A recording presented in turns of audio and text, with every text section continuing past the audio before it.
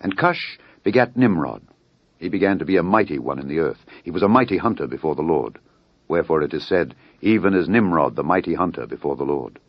And the beginning of his kingdom was Babel, and Erech, and Akkad, and Calneh, in the land of Shinar. About 10 days after 9/11, I went through the Pentagon, and I saw Secretary Rumsfeld and Deputy Secretary Wolfowitz. I went downstairs just to say hello to some of the people on the Joint Staff who used to work for me, and one of the generals called me, and he said, "Sir, you got to come in. You got to come in and talk to me a second." I said, "Well, you're too busy." He said, No. He says, "We've made the decision. We're going to war with Iraq." This was on or about the 20th of September. I said, "We're going to war with Iraq. Why?" He said, "I don't know." He said, "I guess they don't know what else to do." So I said, "Well, did they find some information connecting Saddam to Al-Qaeda?" He said, No. He says, "There's nothing new that way. They just made the decision to go to war with Iraq."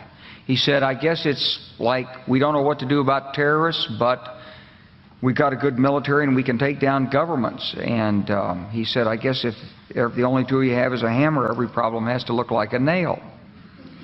So I came back to see him a few weeks later, and by that time we were bombing in Afghanistan. I said, "Are we still going to war with Iraq?" And he said, "Oh, it's worse than that." He said, he reached over on his desk, he picked up a piece of paper, and he said, I just got this down from upstairs," meaning the Secretary of Defense's office today, and he said, "This is a memo that describes how we're going to take out 7 countries in 5 years, starting with Iraq and then Syria, Lebanon, Libya, Somalia, Sudan, and finishing off Iran." I said, "Is it classified?" He said, "Yes, sir." I said, "Well, don't show it to me." And I saw him a year or so ago, and I said, "You remember that?" He said, "Sir, I didn't show you that memo. I didn't show it to you." I'm sorry, what did you say his name was? I'm not going to give you his name. So go through the countries again.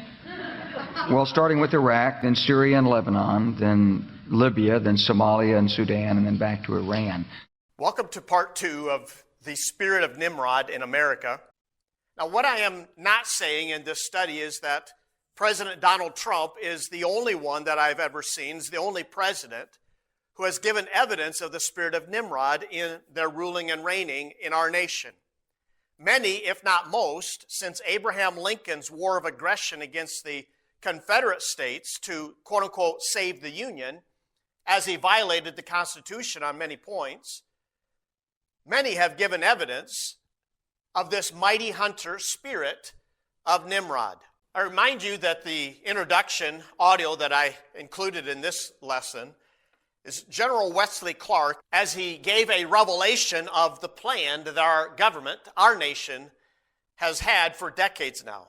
What I see is that Donald Trump has continued the plan as presidents have for decades now. Following is evidence of that from earlier this year, Operation Midnight Hammer. And of course, the video image that we are supposed to see here is what some have labeled as the 4 horsemen of the apocalypse, giving the announcement about Operation Midnight Hammer as they were bombing Iran. In this video, you see Vice President J.D. Vance, President Trump, Secretary of State Marco Rubio, and Secretary of War, now as it's called, Pete Hegseth, standing there as President Trump gives his announcement about the continuation of the plan as they're now dealing with Nation 7, Iran. A short time ago, the U.S. military carried out massive precision strikes on the 3 key nuclear facilities in the Iranian regime, Fordow, Natanz, and Esfahan. Everybody heard those names for years as they built this horribly destructive enterprise. Our objective was the destruction of Iran's nuclear enrichment capacity and a stop to the nuclear threat posed by the world's #1 state sponsor of terror. Tonight, I can report to the world that the strikes were a spectacular military success. Iran's key nuclear enrichment facilities have been completely and totally obliterated. Iran, the bully of the Middle East, must now make peace. If they do not, future attacks will be far greater and a lot easier. For 40 years, Iran has been saying death to America, death to Israel. They have been killing our people, blowing off their arms, blowing off their legs with roadside bombs. That was their specialty. We lost over 1,000 people, and hundreds of thousands throughout the Middle East and around the world have died as a direct result of their hate. In particular, so many were killed by their general, Qasem Soleimani. I decided a long time ago that I would not let this happen. It will not continue. I want to thank and congratulate Prime Minister Bibi Netanyahu. We worked as a team like perhaps no team has ever worked before. And we've gone a long way to erasing this horrible threat to Israel. I want to thank the Israeli military for the wonderful job they've done. And most importantly, I want to congratulate the great American patriots who flew those magnificent machines tonight, and all of the United States military on an operation the likes of which the world has not seen in many, many decades. Hopefully, we will no longer need their services in this capacity. I hope that's so. I also want to congratulate the chairman of the Joint Chiefs of Staff, General Dan Raisin-Kane, spectacular general, and all of the brilliant military minds involved in this attack. With all of that being said, this cannot continue. There will be either peace or there will be tragedy for Iran far greater than we have witnessed over the last 8 days. Remember, there are many targets left. Tonight's was the most difficult of them all, by far, and perhaps the most lethal. But if peace does not come quickly, we will go after those other targets with precision, speed, and skill. Most of them can be taken out in a matter of minutes. There's no military in the world that could have done what we did tonight, not even close. There has never been a military that could do what took place just a little while ago. Tomorrow, General Kane, Secretary of Defense, Pete Hegseth will have a press conference at 8 a.m. at the Pentagon. And I want to just thank everybody, and in particular, God. I want to just say we love you, God, and we love our great military. Protect them. God bless the Middle East. God bless Israel. And God bless America. Thank you very much. Thank you. The next matter that I want to mention, as far as Donald Trump and the spirit of Nimrod here in America, is martial law disguised as law and order. I have heard Christians praising Donald Trump for sending National Guard troops to American cities. The NSPM 7 that I mentioned earlier is a law enforcement directive. It removes hindrances of using active duty military personnel or National Guard against perceived political violence. I want you to catch that statement again. This is the profiling that I've been talking about. Perceived political violence. This memorandum directs the Department of Justice to focus the FBI's 200 joint terrorism task forces toward this mission. It includes 4,000 members, 500 state and local agencies, and 50 federal agencies. It utilizes an already existing network to bypass congressional oversight. Again, executive orders from our peace president. So I believe it was in Oregon where you had a federal building where there were men in black ski masks who were committing acts of violence, who were shutting down a government building. To the president's point, they don't come from nowhere. These are paid people. This is organized. They're committing acts of political terrorism on American soil. And it's time we had a government that looked out for the American people rather than the people who are committing violence against the American people. When you go out to Portland and you see what's happening in Portland, this is like nobody's ever seen anything like it every night. And this has gone on for years. They just burned the place down. And, you know, the shop owners, most of them have left. But the few shops that are open, they just use plywood and just like 3/4-inch plywood. They don't put storefronts in because they know it's going to be burned down. These are professional agitators. That's right. These are bad people, and they're paid a lot of money by rich people, some of whom we know. I'm sure I know some. I don't. If I knew, I wouldn't associate because I'll be in trouble because Pam will say, "Why are you associating with this person?" But I will tell you that these are bad, bad people, and they're paying a lot of money, millions of dollars. But take a look at Portland sometime. These are wild, these are crazy people, and they're trying to burn down buildings, including federal buildings. And on my list of things that I want to do before we finish up with the cities, because I think we're going to whip the cities back into shape, and we have to. We cannot let our cities, and that's a small example, but it's the most violent example. It's every night, and they've done it for years. You'd think maybe at some point they made their point, and what are they doing? But we're going to get out there, and we're going to do a pretty big number of those people in Portland that are doing that. They're professional agitators and anarchists. They're actually anarchists, yeah.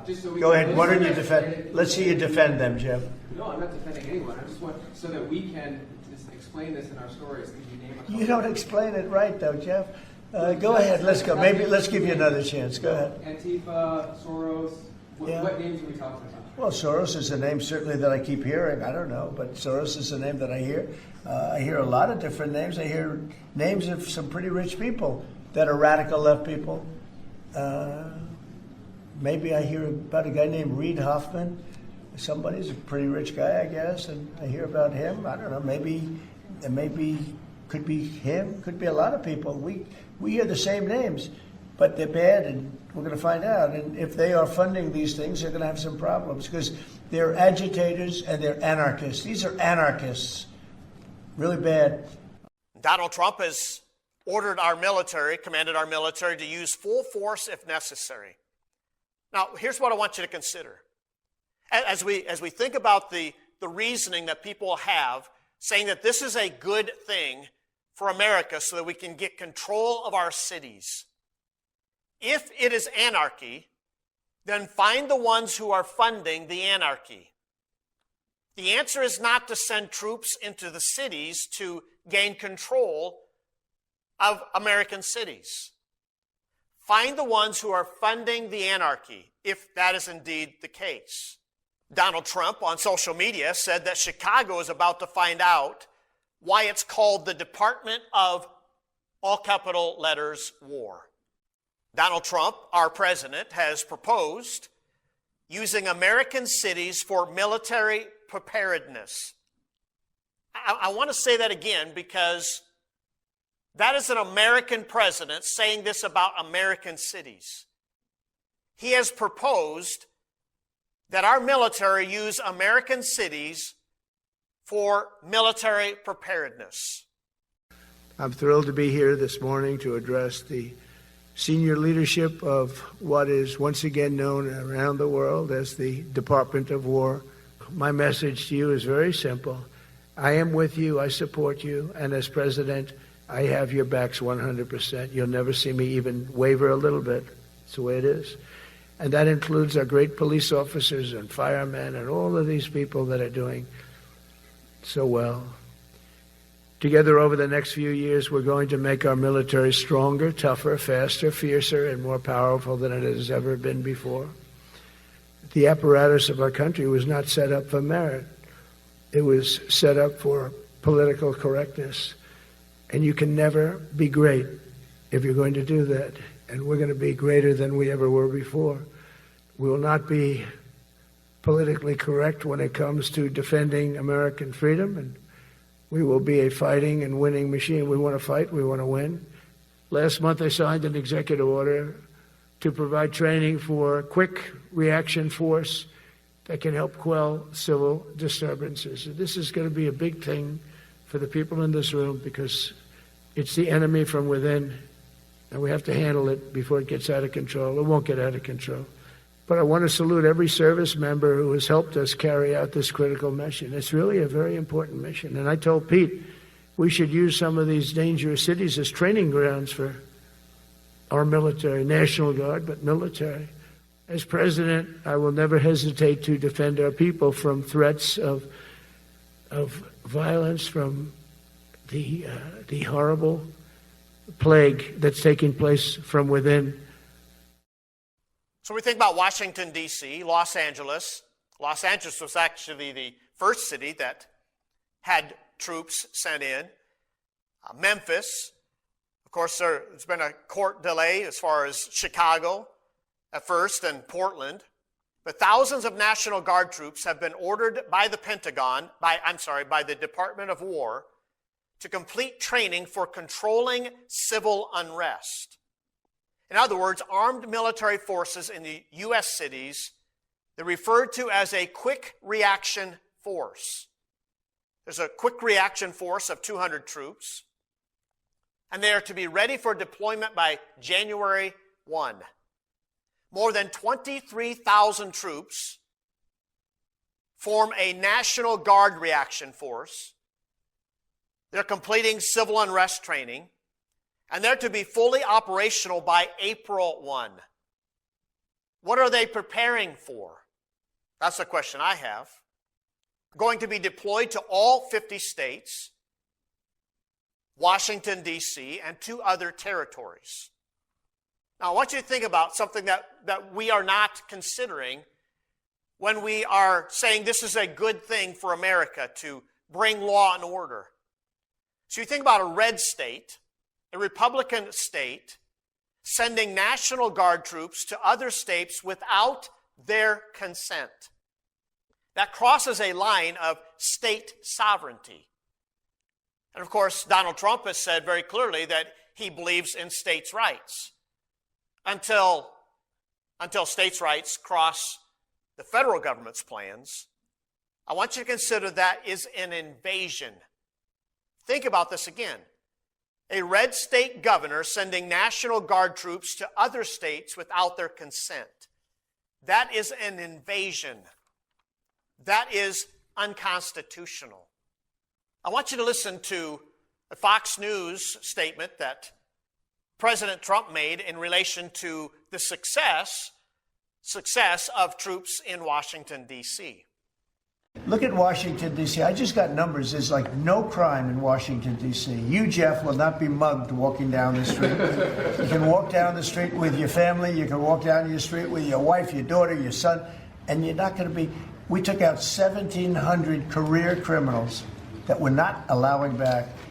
And we have this city in great shape. You know, there was a time when not long ago, when every single week you'd have at least one murder. And look what's happening with Washington. It's safe. I went to dinner in Washington just to prove a point. I gave a press conference in the middle of a street. I wouldn't say Secret Service was thrilled, but I did it, and here I am. Look, Washington, D.C. is such a great example of what can be done. We did it in 12 days. We made it very safe in 12 days, and now it's much safer than that. One other thing, I drove around Washington over the weekend, and I said, look at the difference. The grass looked great. Everything looked great. You know, we had a lot of our National Guard, and we didn't ask them to do it. They did it themselves. They're proud. They're great. And they were picking up paper. They were cleaning. The place looked really beautiful. So we have a great Washington, D.C. We, as you probably know, we're going into Memphis, and we're going into some other cities, and very soon we're going to go into Chicago. It will be safe for the World Cup. If I think it isn't safe, we'll move it into a different city. Absolutely, we'll take the world. If I think it's not, it's actually a very fair question. If I think it's not safe, we're going to move it out of that city. If, like the governor of Illinois, who is, you know, look, between last week and the week before, 11 murders, and 38 people were shot. Then he gets up and he says, this is a very safe, and then he says crime is better. The reason crime is better is because Cash put, about 5 months ago, a whole team of FBI people there to get ready for when we go in, and they've lowered it a little bit, you know, like 20, 25%, which isn't good enough, but it's a good start. But that was only put there because they're preparing for us to go in. And they've done, by the way, they've done a good job. So then Pritzker gets up, we've lowered crime 25. It's because the FBI was there. Out of curiosity, I did a search as to Donald Trump's numbers about 1,700 criminals being removed. In actuality, what I've found is that 1,700 is the number of National Guard troops that were mobilized to 19 states as announced on August 22. In relation to Washington, D.C., here's an AI summary that I'll mention some statistics from. Violent and property crime showed declines in the 30 days following deployment of the National Guard on August 11. There was a 17% drop in violent crime, 18% decrease in property crime. For example, motor vehicle thefts were down 35% with 250 cases reported. Homicides. There was a slight decrease in the 30 days of deployment by the National Guard. 8 homicides during that occupation. So one less homicide from the previous 30 days. It's also been pointed out that homicides were in decline, have been in decline since 2023. In 2024, there was a 30-year low in homicides in Washington, D.C. The cost to Americans for this 30 days, $1.8 million a day. As far as Washington, D.C. crime, 86% of homicide victims and suspects were known to the criminal justice system. I want you to catch what that says. 86% of homicide victims and suspects were known to the criminal justice system. In other words, criminals were killing each other. 46% had been previously incarcerated. About 500 people have been responsible for 60 to 70% of gun violence in the D.C. area. That's according to the National Institute for Criminal Justice Reform. Most of these victims and suspects had been arrested 11 times for 13 different offenses. In other words, they're letting criminals go. That's the problem in Washington, D.C. D.C. has a multitude of programs for cognitive behavioral therapy. Now, what they need is the gospel. What they need is a life-changing meeting with God. Washington, D.C. needs is simply to enforce the laws that are already on the books. I want you to consider something. So crime rates decreased with a military presence. Something that comes to my mind is our family's trip to Kingston, Jamaica, 20 years ago. We were in the downtown area, and there was a military presence, especially on the weekends, especially in the evenings. In the downtown area of Kingston, Jamaica, there was a military presence.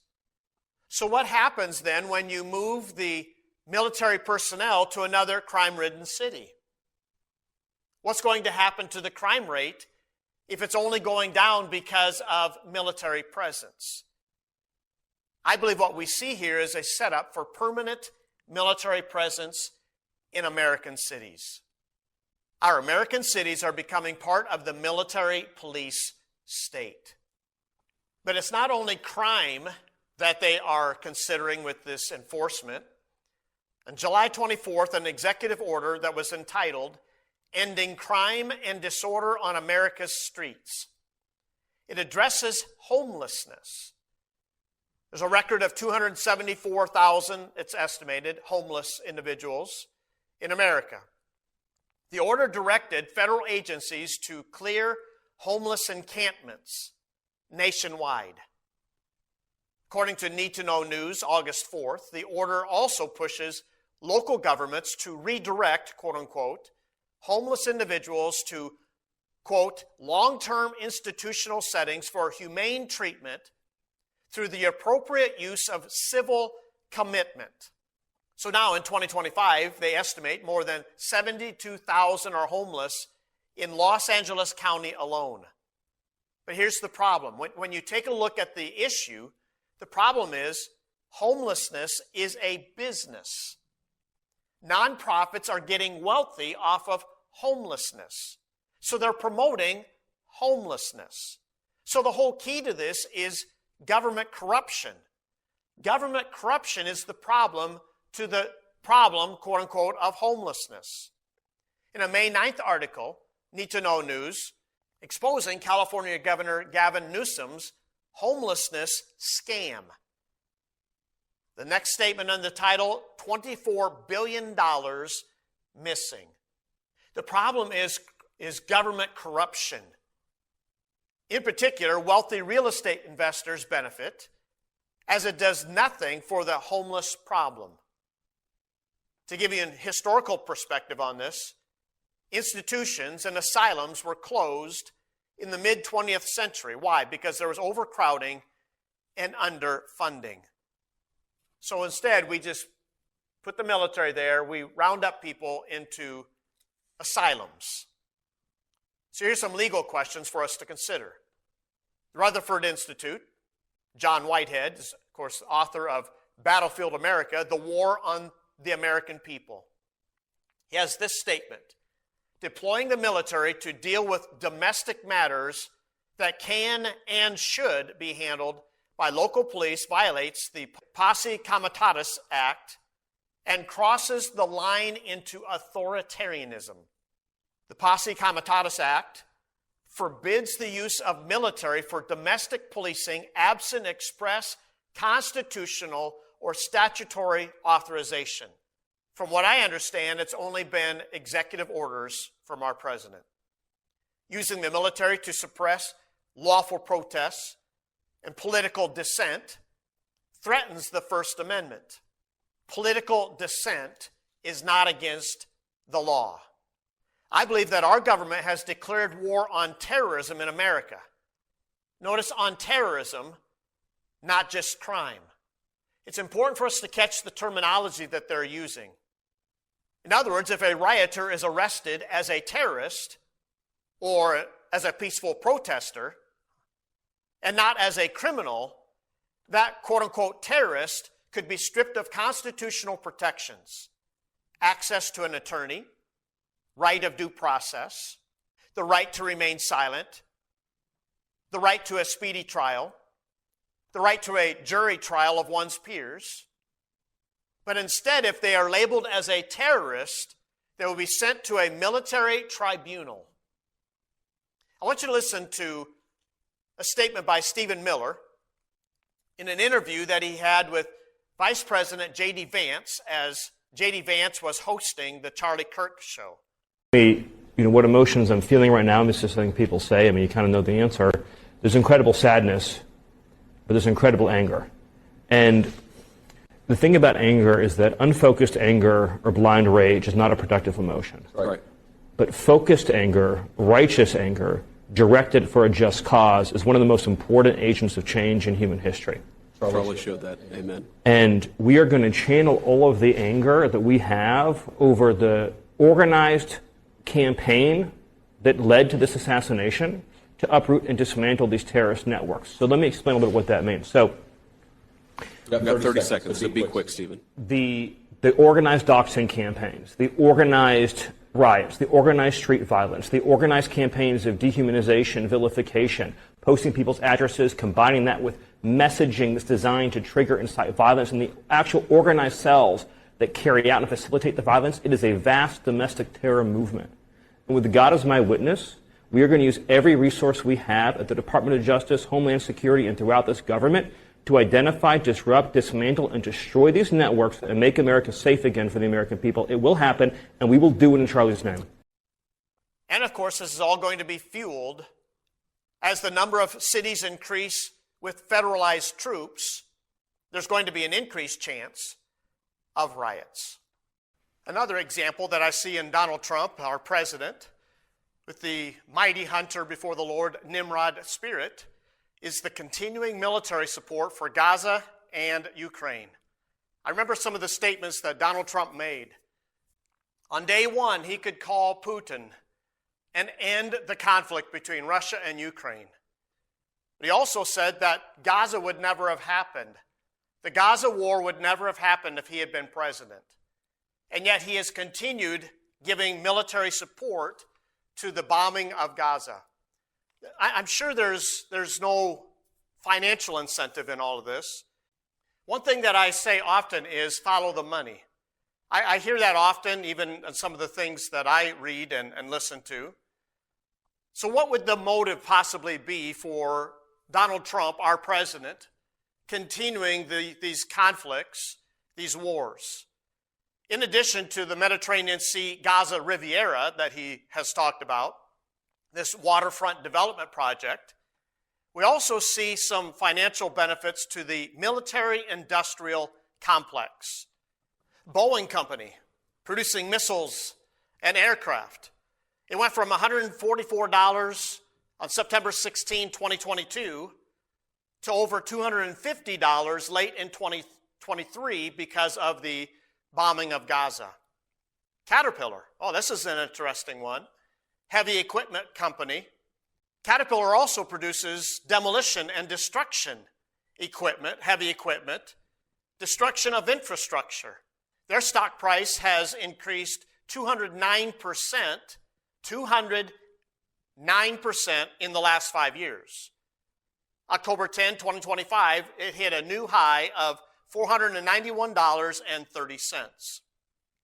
General Dynamics, producing fighter jets, armored vehicles, and ammo, is up 131% in the last 5 years. In case you think that the war is about complete, in case you think that all these wars are almost finished, the Ministry of Health in France ordered hospitals to be ready for war in Europe in March of 2026.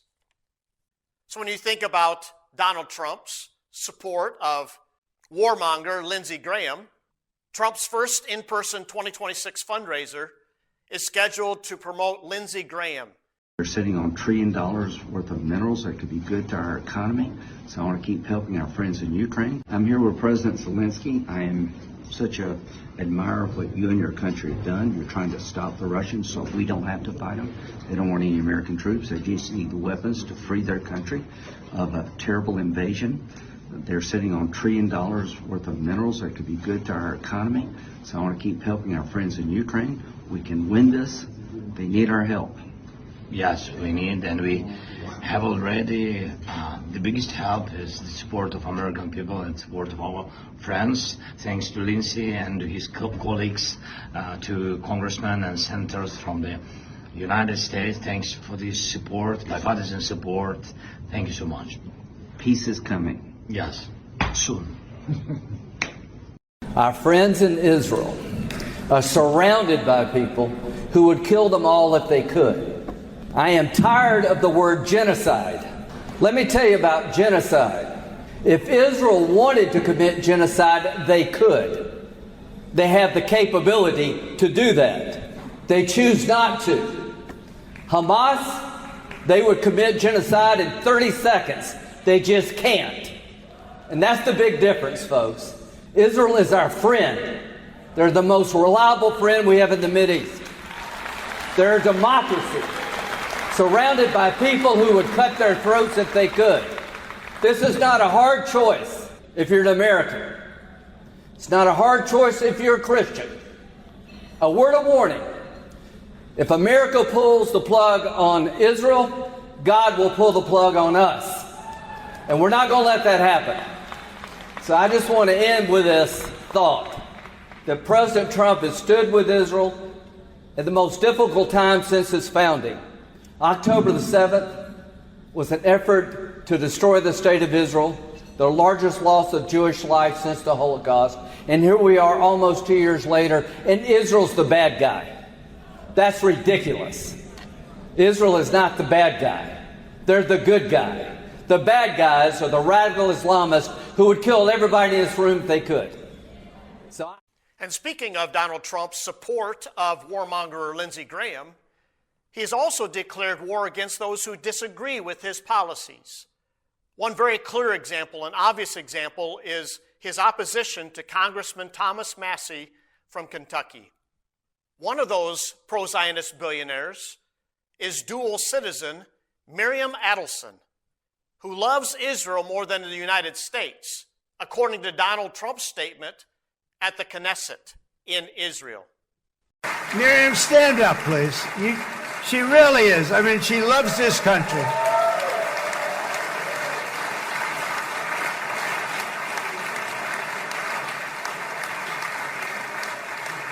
She loves this country. Her and her husband are so incredible. We miss him so dearly. But I actually asked her, I'm going to get her in trouble with this, but I actually asked her once, I said, so Miriam, I know you love Israel. What do you love more, The United States or Israel? She refused to answer. That might mean Israel, I must say. One of the pro-Zionist politicians that Donald Trump has been trying to lure into this anti-Massey super PAC is Aaron Reed, a Kentucky state senator. I want you to listen. This is a 3.5-minute video. And I ask you to suffer through it because I want to make a point at the end of the video. For me, and I know for millions of Christians and patriots across this country, support for Israel isn't political. It's biblical. Genesis 12:3 says, I will bless those who bless you and curse those who curse you. So that's a promise from God to Abraham, and it still stands today. Israel is God's chosen nation, and America has been blessed in large part because we've stood with her. Every time we weaken that support, whether by funding our enemies or sitting on the sidelines, we see the consequences play out in chaos, war, and instability. Yeah, and talk a little bit about President Trump, Aaron. His policies toward Israel were absolutely historic. What's basically stood out most to you? Well, Trump has been the most pro-Israel president in American history, period. He did what others promised, but really never delivered. He moved the U.S. Embassy to Jerusalem, recognizing it as the rightful capital of Israel. He recognized Israel's sovereignty over the Golan Heights, which is critical to their security. He brokered the Abraham Accords, historic peace deals between Israel and several Arab nations. He didn't just say he stood with Israel, he actually proved it. And the result was more peace, not less. And that's the power of principled leadership. Why should the average American care so much about Israel? Because Israel is the front line in the fight against terrorism and tyranny. They're our eyes and ears in the most dangerous region on earth. They provide vital intel. They innovate in defense technology. That's a big one. They're a democratic stronghold surrounded by radical regimes that want to wipe them off the map. But it's more than strategy. When we stand with Israel, we're standing with faith, family, and freedom. We're standing against the kind of hatred that killed 6 million Jews in the Holocaust and still wants to finish the job. This is about choosing righteousness over radicalism. It's about honoring our covenant, both spiritually and as a global leader. Yeah, and Aaron, what do you have to say specifically to Christians, about this issue? I'd say don't get distracted. Don't get political. You have to get biblical on this one. We're called as a nation to support Israel. Not because they're perfect, we know that's not the case. Right. But because they're God's people and God's plan still runs through them. If we want to be a nation blessed by God, then we must never turn our back on Israel. Obviously, you cannot see this because I just have the audio of this interview. But the video actually reveals that Aaron Reed was reading a script. His eyes never moved from his computer screen as he spoke. This was an audio taken from Kentucky's Voice Radio.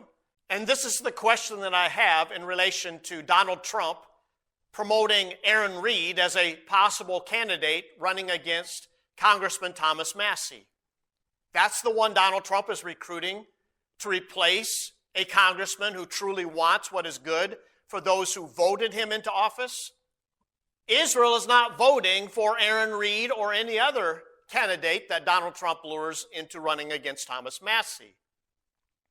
Israel's not voting unless they're hacking voting machines from Israel. Just something to think about. Something else the mighty hunter before the Lord is doing in our nation.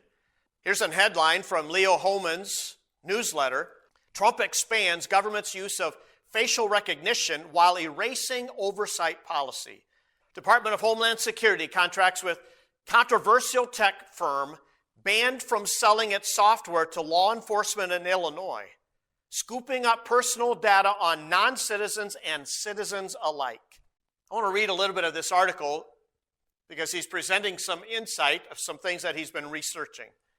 I've been warning since day one of the current Trump administration that this is a regime that is totally sold out to big tech and the surveillance state.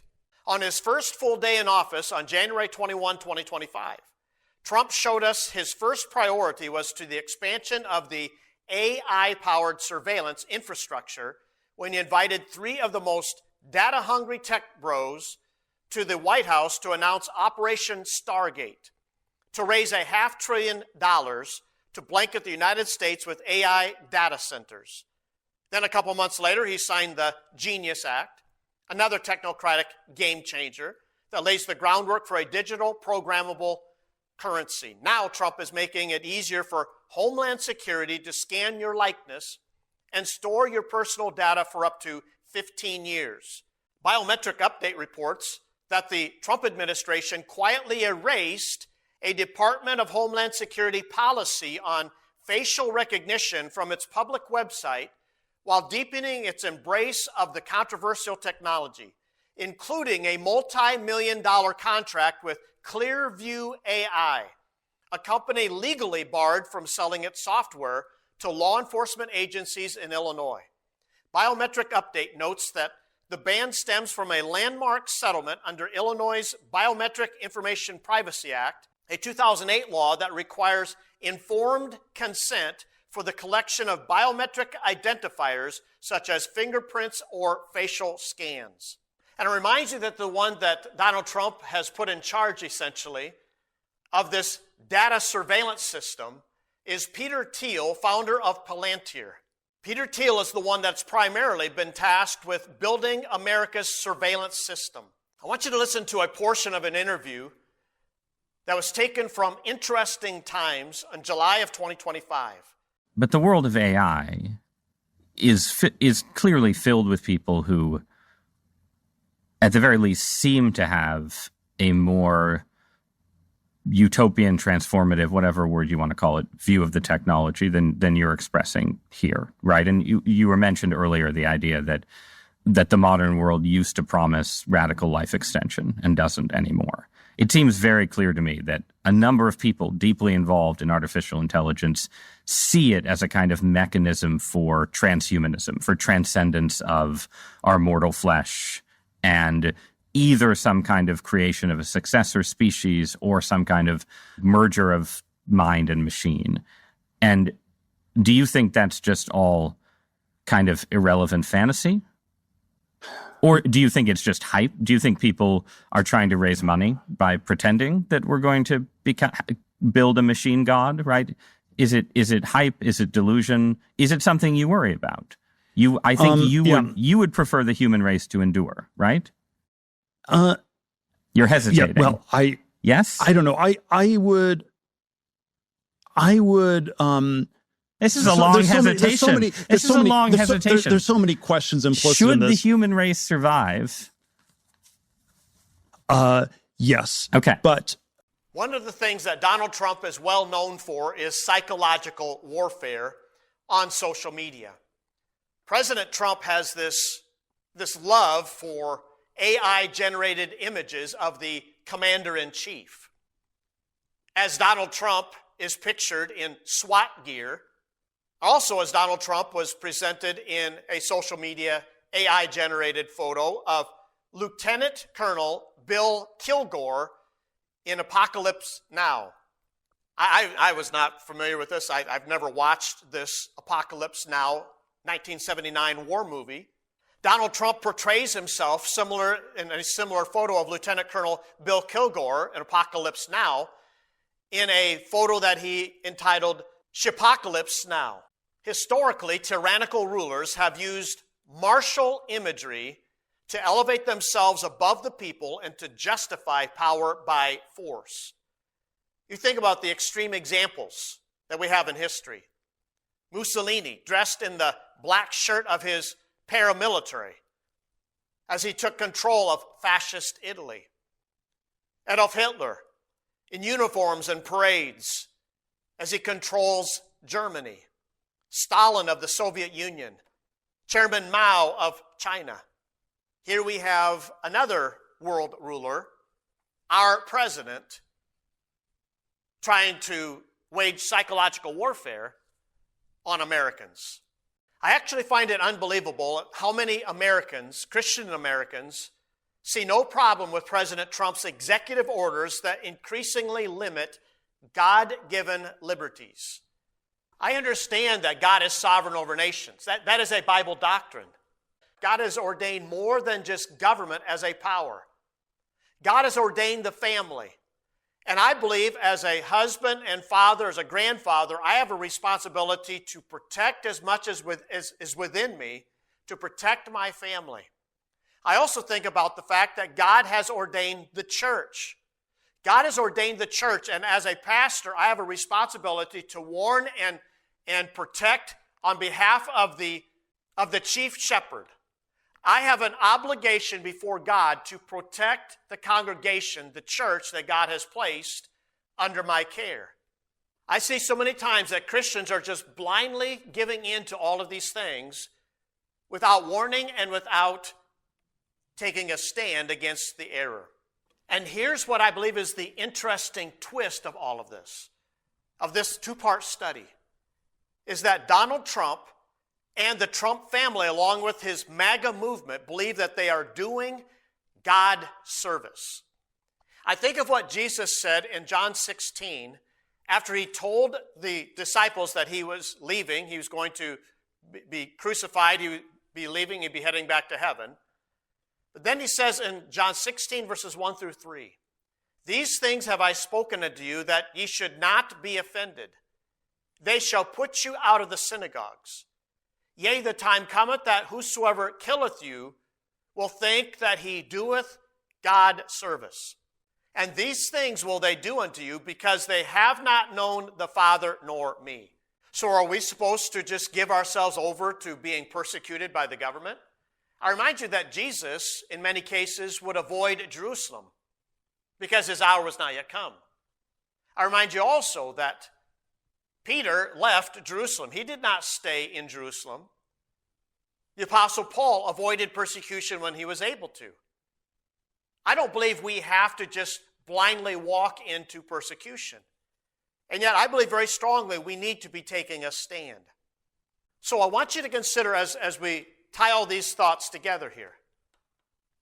Eric Trump here recently, on October 14th, as he was promoting his new book, Under Siege, he insisted that his father is heading to heaven because of his political successes and how many lives he's saving.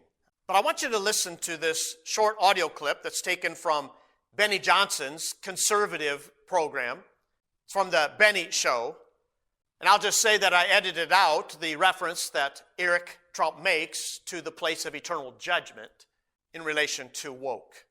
And yet here we are, and we have this amazing piece, deal on Charlie Kirk's birthday.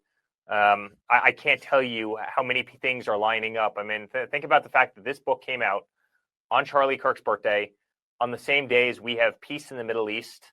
I mean, so many different factors are all coming together at once in the most unthinkable,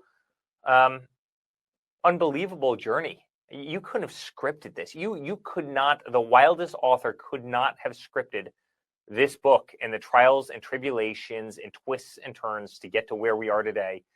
And look how much better humanity and our world is. We're saving Christianity. We're saving God. We're saving the family unit. We're saving this nation. I mean, DEI is out the window, Benny. I mean, you no longer have Colin Kaepernick kneeling for the national, for the national anthem. You no longer have, a Budweiser going woke. All of this is dead.